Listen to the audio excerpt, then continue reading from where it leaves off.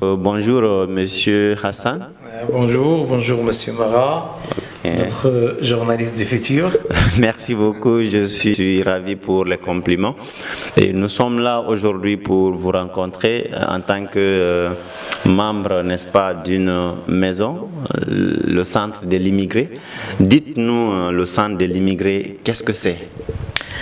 Le Centre de l'immigré, c'est un fruit de mes idées sociales que j'ai vécues depuis que j'étais jeune, parce que moi je suis dans le travail associatif depuis que j'avais 16 ans. Okay.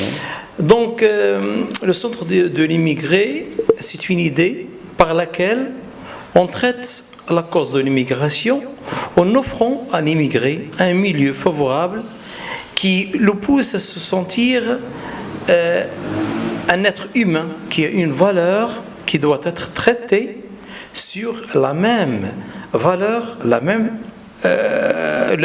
trajectoire, si tu veux, humaine dans le monde entier. C'est un centre qui fait sentir à l'immigré que tu es dans ton pays, que tu as des droits, qu'on est là pour t'aider, qu'on est là pour te donner les connaissances qu'on est là pour te pousser à fonder ta propre personnalité et à réaliser les buts et les objectifs qui te sont dans la tête propre. Merci beaucoup. Alors, le Centre de l'immigré, aujourd'hui, dites-nous comment est-ce que l'idée est venue. Vous avez dit que l'idée, vous l'avez nourrie depuis très longtemps. Et pourquoi est-ce que vous vous êtes engagé dans cette lutte-là? Oui. Premièrement, je vais te conduire avec moi vers mes souvenirs. Lorsque j'étais un étudiant en branche de psychologie, alors il y avait un docteur qui nous parlait d'un bouquin de Tahar Ben Jelloun, un écrivain maghrébin, qui avait fondé un centre à Paris. Et en ce moment-là, ce centre, il avait intérêt à donner des services aux immigrés maghrébins. Ça veut dire les gens et les femmes qui ont immigré du Maghreb vers la France. Et il nous a poussé ce docteur, auquel je le remercie par l'occasion, il nous a poussé à le lire. J'étais le premier à le lire. Le livre s'appelle La plus haute des solitudes. En le lisant, j'ai dit, tiens, si nous, on fait marcher nos connaissances d'aide humaine à ceux qui sont des immigrés, qu'est-ce qu'on va faire? On va pouvoir créer un monde commun, solidaire. Oui. On se solidifie. Voilà, on s'entraide entre nous pour donner à l'homme sa propre valeur. Donc, une fois que j'ai élargi cette association, voilà que l'appel de notre roi est venu et ça a coïncidé pour me pousser profondément dans le travail associatif. Par la suite, notre roi a pensé que nos frères, nos amis qui viennent de l'Afrique, du subsaharien, notre roi a pensé qu'il y a des murs qui empêchent ces gens de couper la mer, disons de traverser plutôt la mer. Pourquoi ne pas leur offrir un nid bien chaleureux, accueillant ici au sein du Maroc? Surtout, il y a d'autres pays qui se plaignent de ça. Nous, les Marocains, on a dans le sang quelque chose qui s'appelle l'obéissance au roi. Ce n'est pas une obéissance aveugle, non, c'est un attachement historique qui nous pousse à travailler ensemble pour une cause. Bien. Alors, on nous a sélectionnés d'après le ministère qui est chargé des affaires des immigrés, avec le ministre qui était à l'époque, M. Pirou, qui était un extraordinaire homme dont je ne vais jamais oublier, parce qu'il a bien travaillé cette cause, il a bien traité l'affaire, selon les instructions, bien sûr, royales. Et j'étais sélectionné en tant qu'association et en tant que quelqu'un qui travaille dans le champ de la psychologie, ça veut dire quelqu'un qui touche Hein? Tu touches la cause en sa profondeur, Oui. en sa propre. Alors, avec ces atouts que j'avais, on m'a sélectionné pour travailler avec les immigrés, avec, les immigrés subsahariens. Voilà, j'ai fondé ce centre de l'immigré et je l'ai ouvert, porte ouverte à tous nos amis, à tous nos frères. Félicitations. Et félicitations, l'histoire est surtout très longue, mais ça nous a vraiment intéressés parce que c'est parti d'un rêve d'abord, d'un rêve d'adolescent, je vais le dire comme ça. Mais aujourd'hui, le centre de l'immigré, vous dites sur la plaque que nous avons lu tantôt, c'est le centre, n'est-ce pas, qui est là pour l'intégration économique et sociale. Comment vous faites pour intégrer socialement et économiquement les subsahariens? Bien. La première des choses que j'ai fait une étude profonde pour voir ces gens, comment le profil de leur personnalité, comment est leur mentalité, comment est leur attitude pour s'intégrer au sein de notre société. Quels sont leurs besoins réels? Par quoi est-ce qu'on va commencer?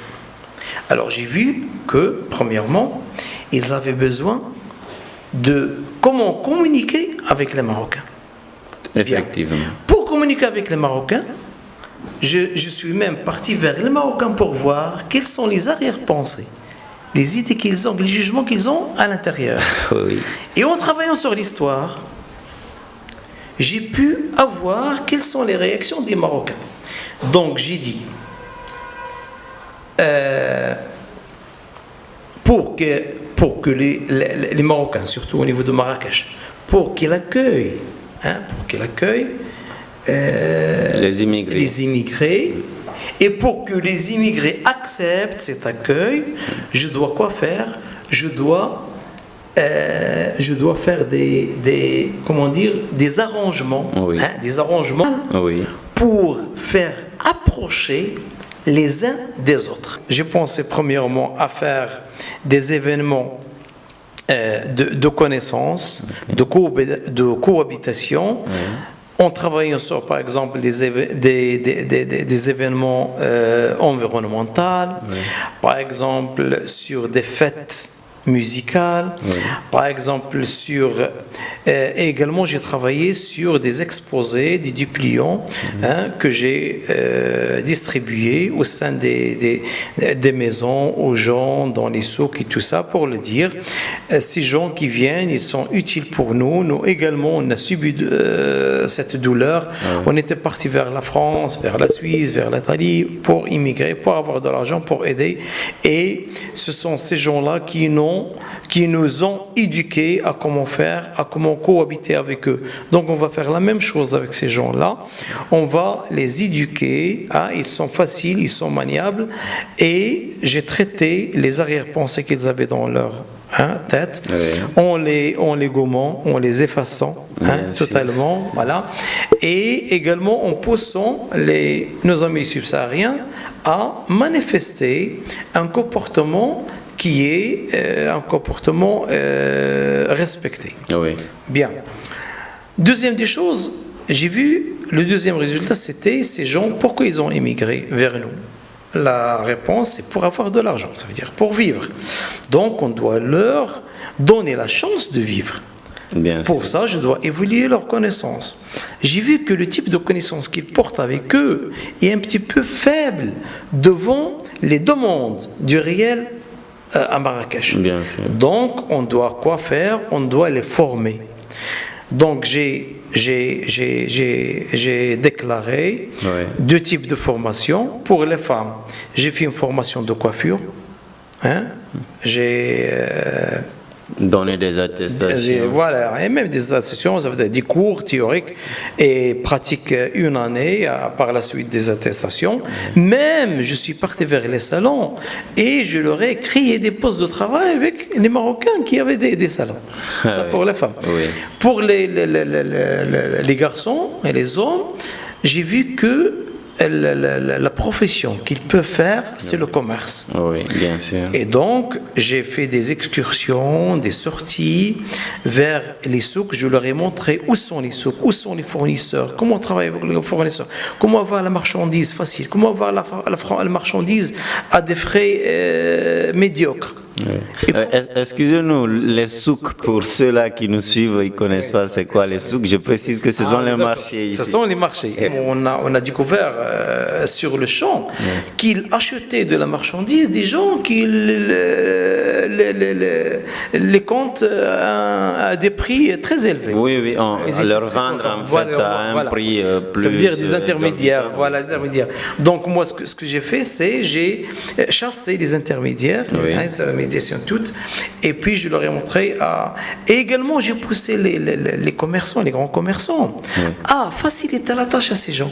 Par exemple, s'il leur manque un peu d'argent, dites ça fait rien, faites un peu de la grâce et tout ça. Et ils ont pu avoir des chances pour vivre. Il y a même des gens qui sont poussés vers élargir ce commerce. Et maintenant, on les voit, ils ont leur appartement, ils ont leur petite bagnole, et je suis très, très, très content pour ça. Après, le troisième besoin, c'était le langage, la communication. Donc, pour communiquer, nous, il y a un petit problème ici au Maroc. C'est que le langage arabe, il y a deux types de langage arabe. Il y a le dialecte et il y a l'arabe classique. Pour que je sois démocratique avec eux, je donne les deux à la fois. Le dialecte, à travers des dialogues, à travers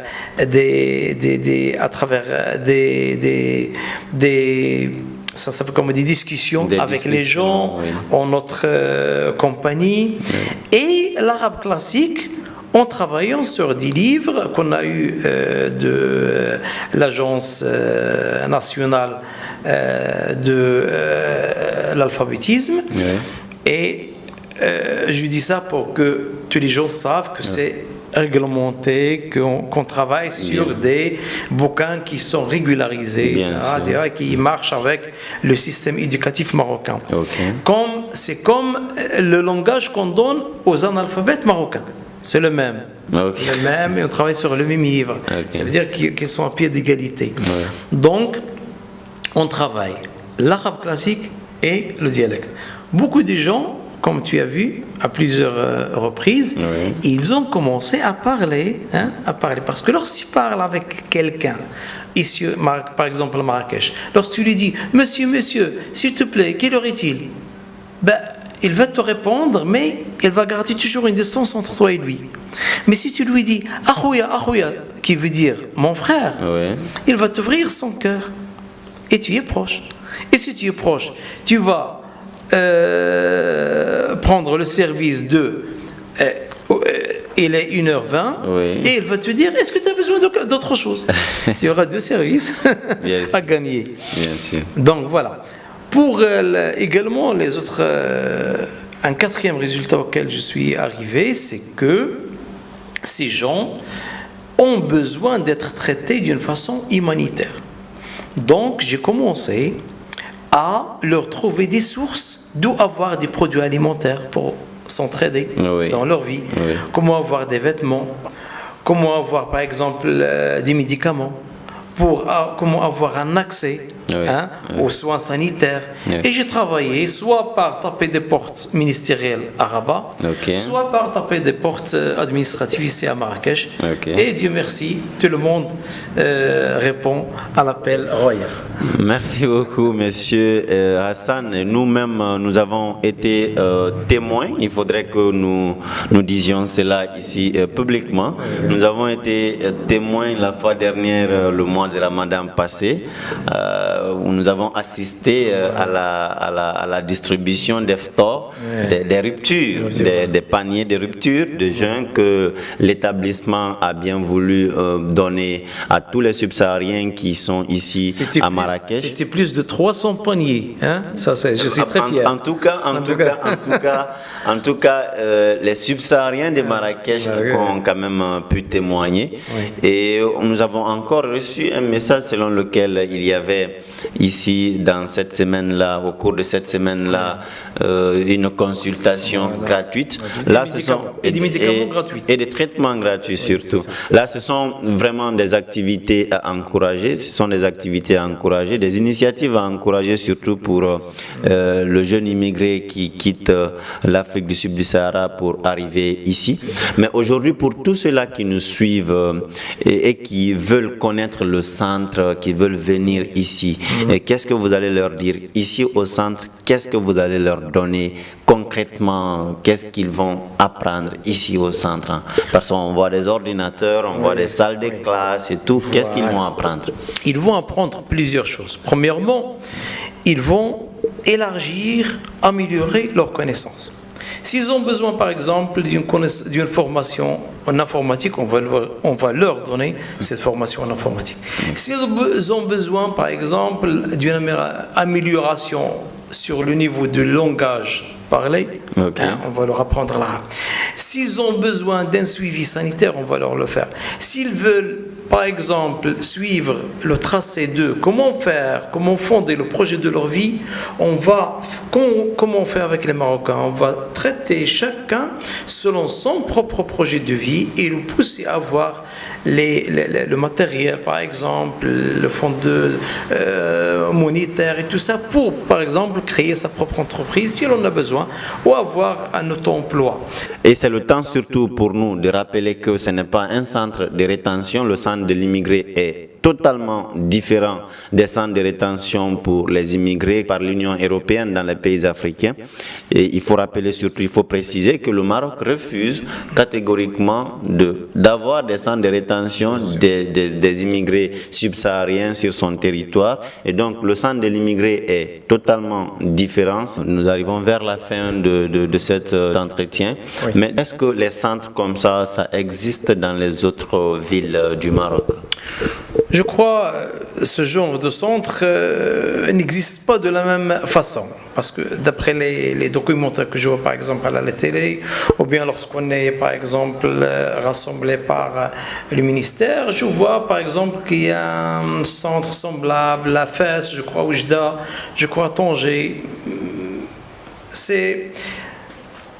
Pour les autres villes, je crois, je ne suis pas sûr, mais je crois que ils ont par exemple, s'ils ont besoin par exemple de donner des cours, ils leur donnent des cours par exemple dans des maisons amicales ou bien par exemple dans des ONG qui donnent des cours. Voilà, des ONG. Pas des centres ouverts pour l'immigré, pour son intégration. Non. Alors aujourd'hui, est-ce que vous avez l'initiative aujourd'hui d'élargir ces centres-là aux autres villes, surtout Casablanca, Rabat, où il y a suffisamment de Oui, j'ai même invité une organisation Belgique qui est venue ici avec, disons, un membre de leur bureau et qui travaille sur la même cause. Et on a pensé à fonder un immeuble, ça veut dire une habitation très grande, pour avoir pas seulement ce genre, ça veut dire pour fonder un complexe socio-économique et culturel, spécialement pour les immigrés. Mais jusqu'à maintenant, on n'a pas pu arriver à avoir les fonds. Donc on va s'entrouvrir, on va s'ouvrir sur des organisations, sur les secteurs ministériels pour voir ça. J'attends toujours leur réponse. S'ils ne répondent pas, par exemple, ce que je vais faire, c'est que je vais me lancer dans cette initiative tout seul. Et je vais pouvoir le faire parce que j'ai eu pas mal de formations qui m'ont formé à avoir le plaidoyer, comment défendre une cause, comment avoir, disons, la solution pour... comment obtenir ce que vous voulez. Voilà, comment obtenir ce qu'on veut. Surtout, ce qu'on veut, il tend vers quoi? Vers défendre cette cause humaine qui est très chaleureuse et très accueillante ici au Maroc. Alors c'est surtout donc l'occasion pour nous en tant qu'immigrés, pas en tant que journaliste, mais en tant qu'immigrés au Maroc, de lancer un appel à tout cela, à toutes ces organisations, à l'Union européenne, à l'Union africaine, à tous ceux-là qui se battent contre l'immigration ou pour l'immigration d'une manière ou d'une autre, d'aider des initiatives comme celle-là pour nous permettre de nous intégrer au Maroc, par exemple, ou au Maghreb, généralement, au lieu de nous créer des centres de rétention qui nous mettent en prison. Oui. Pour nous, ici au Maroc, je veux dire une chose. C'est une mentalité tout à fait différente de tous les autres pays. Pourquoi ? Parce que nous, notre profondeur, c'est l'Afrique. Le royaume marocain, il était étendu même vers le Sénégal. Bien sûr. Et il y avait toujours des relations commerciales avec l'Afrique. Donc l'Afrique, c'est notre profondeur. Pour nous, on est déjà prêt par la mentalité.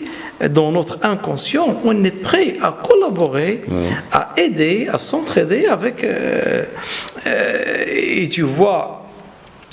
notre roi, comment est-ce qu'il a fait des exploits dans plusieurs pays africains, rien pour leur dire qu'on est tous ensemble, un seul corps, et qu'on doit se solidifier. Bien sûr, c'est surtout l'occasion pour dire que c'est Sa Majesté qui est chargée de cette question d'immigration-là au sein de l'Union africaine. Donc, Monsieur Hassan, pour terminer, en fait, vous êtes en quelque sorte un intermédiaire entre Marocains et immigrés. En tant que témoin, sur la question de la ségrégation, sur la question du racisme, est-ce que vous pensez que votre lutte porte? Oui. Bien sûr, je vois concrètement que ce qu'on appelle hostilité, au fond, il n'y a pas d'hostilité. Ces gens qui viennent là, ils ne sont ni hostiles, ni ennuyeux, ni rien. Ils sont venus ici pour travailler, avoir de l'argent. Il suffit seulement de dire c'est un humain qui est poussé par un besoin, un besoin naturel. Voilà, naturel. Et moi, je suis là pour l'aider. Il est prêt pour m'écouter. Seulement, je dois lui présenter un profil qui répond à sa mentalité. Bien sûr. Voilà. Et pour répondre à ça, on doit s'approcher. Ce que je vois, moi, la plupart de ces gens qui viennent ici, ils ont pu avoir des travaux. Même ceux, par exemple, qui font des cours, qui obtiennent des cours de la langage arabe, par exemple, on leur apprend à comment avoir l'initiative et défendre ce qu'on veut. Et avoir ce qu'on veut, avoir plusieurs solutions. En montrant le bon côté qu'on a. La plupart sont arrivés à travailler dans des centres d'appel, dans des restaurants, dans des cyber, dans des snacks, et ça c'est bien dans le commerce, et ainsi de suite. On voit maintenant, même, il y a des gens qui sont arrivés même jusqu'au mariage. Ça, c'est très bien. Tu vois, donc ça c'est encourageant. Ça veut dire qu'on a pu effacer, ce qu'il y avait comme mur, ce qu'il y avait comme barrière, entre ces deux types humanitaires. J'ai même oublié une chose, que j'ai formé quelques-unes de tes sœurs, ça veut dire des subsahariennes, pour qu'ils travaillent avec des gens dans les maisons, d'une façon régularisée. Ils sont inscrits dans la CNSS, ils ont tous leurs droits, ils ont le respect, et ça c'est bien. Même autre chose, j'ai pu leur avoir des occasions de faire des cours de soutien aux enfants de Marocains. Surtout pour le... Ça, c'est excellent. Voilà. Donc tu vois, moi je pense à comment leur avoir, leur creuser, tu vois, un poste dans lequel ils peuvent avoir de l'argent pour vivre de façon honnête, et qu'on s'épanouisse. Quel est l'appel que vous allez lancer aux immigrés, à tous les subsahariens qui nous suivent, mais aussi à toutes les organisations internationales qui vont certainement suivre votre interview. Quel est votre message? D'accord. Premièrement, je tiens à te remercier infiniment parce qu'on a besoin des jeunes intellectuels qui font ces initiatives que tu fais toi. Merci. Ce que tu as fait, pour moi, je le trouve merveilleux parce que tu vas dire à tous les gens les préjugés, ce que vous avez comme idée fausse dans votre tête, il faut les effacer. Il faut s'approcher des Marocains, il faut montrer le bon côté, il faut montrer le bon profil et vous allez avoir un accueil chaleureux. Ils vont vous intégrer. Donc ce que je dis moi aux subsahariens, je leur dis, venez au Maroc, oui, mais essayez d'avoir des projets, des idées innovatrices. Oui. Pas seulement venir pour faire n'importe quoi. Non, non. Si vous manquez de connaissances, demandez la formation. Demandez, on est là pour vous fournir la formation. Oui. Si vous venez par exemple chez moi, vous allez me dire, on a besoin d'être formé par exemple au jardinage. On va vous former au jardinage. On a besoin d'être formé pour être chauffeur de taxi. On va vous former dans cette branche. Oui. On a besoin d'être formé par exemple pour être par exemple serveur dans un restaurant. Chef cuisinier, on va vous former dans cette branche. Okay. On va vous former dans cette branche. Okay. Vous voyez, on est là pour vous faciliter, pour être un intermédiaire et pour vous donner de l'aide jusqu'à ce que vous allez vivre avec honnêteté et d'une façon respectueuse. Alors, et aux organisations internationales en deux. Donc, comment on fait nous pour gérer ce projet? Bien sûr, on a la subvention du ministère qui est chargé des affaires des Marocains et les affaires de l'immigration. Mais cette subvention, il suffit seulement, par exemple, à payer les instituteurs, ça veut dire les maîtres, les professeurs. Les maîtres, oui, bien sûr. Pour les autres événements qu'on fait, on repose sur nos propres moyens. Ça veut dire nous, les membres de l'association, moi, avec les connaissances que j'ai, les relations que j'ai, je peux ramasser, par exemple, quelques fonds et les avoir pour répondre aux besoins des immigrés. Les organisations, je leur dis, ouvrez-vous sur nous, cherchez-nous, cherchez-nous. Si on vous contacte, répondez-nous. Oui. Et venez voir, venez faire l'audit, venez contrôler, venez. Nous, on travaille avec, comme on dit ici au Maroc, avec une poitrine ouverte. Ça veut dire on n'a rien à cacher. Venez, vous allez voir. On va vous redonner les factures, on va vous donner la comptabilité de tout ce qu'on fait. Et ça va être encourageant si vous défendez une cause. On est là pour vous aider à défendre ces causes et à réaliser vos objectifs et les nôtres. Merci beaucoup, Monsieur Hassan. Merci, Monsieur Mara. Et je suis ravi d'avoir fait ta connaissance. Et tu vas voir, tu vas être, je l'ai dit au début de cette intervention, tu es notre journaliste du futur, tu vas l'être, tu vas voir. Merci beaucoup, Monsieur Hassan. Alors, nous arrivons donc à terme pour cet entretien avec Monsieur Hassan du Centre de l'immigré à Marrakech, au quartier Ashraf.